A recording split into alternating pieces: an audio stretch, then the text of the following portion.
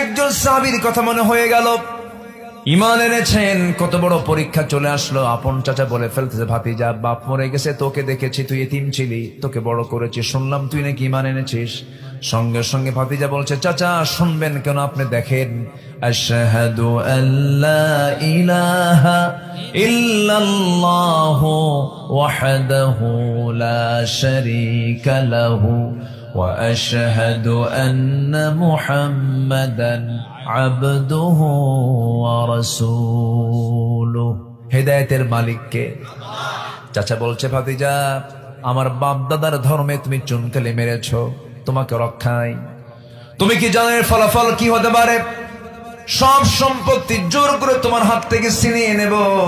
মুস্কি হাসি মেরে বলছে, চাচা সম্পদ ছিনিয়ে নেওয়ার হুমকি দেখান। আপনি কি জানেন আমার ঈমানের কাছে শুধু আমার সম্পদ কেন, গোটা দুনিয়ার সম্পদ আমার কাছে তুচ্ছ। জরকান সুবহানাল্লাহ। আর বিড়ির প্যাকেট একখান দিয়া কয়, ঠিক আছে দেখবো, আছে না নাই, আছে না নাই।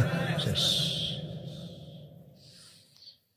আমার বন্ধুগণ, চাচা খেপে গেল, রেগে গেল, জামায় কলারে হাত দিয়ে টেনে জামা ছিঁড়ে ফেলল, পরনের লুঙ্গিটা পর্যন্ত খুলে রক্তাক্ত করে ঘাড় ধাক্কা দিয়া ঘর থেকে তাকে উলঙ্গ করে বের করে দিয়েছে।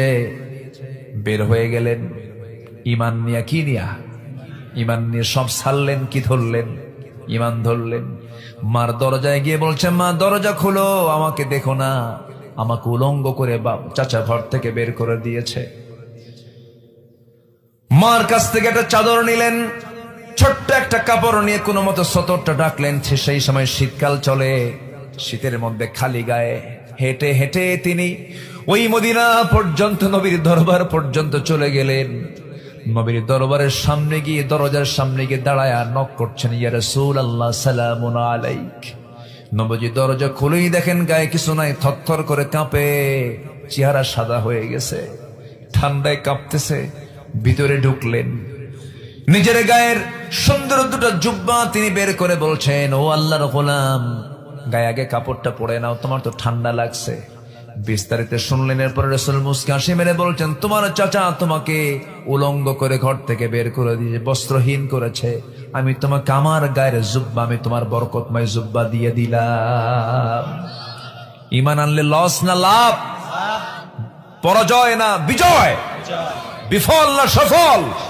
সফল। এই তো সফলতা শুরু হয়ে গেল।